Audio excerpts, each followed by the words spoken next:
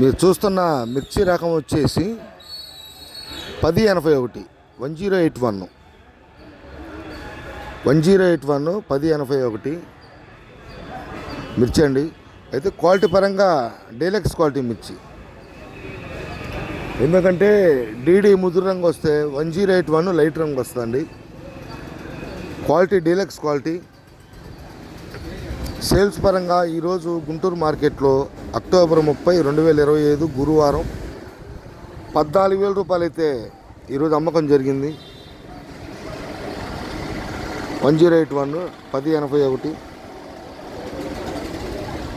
ఎందుకంటే డీలక్స్ క్వాలిటీలు కొద్దిగా శ్రీరకాల డీడీ కానీ 1081 కానీ సేల్స్ బాగుందండి.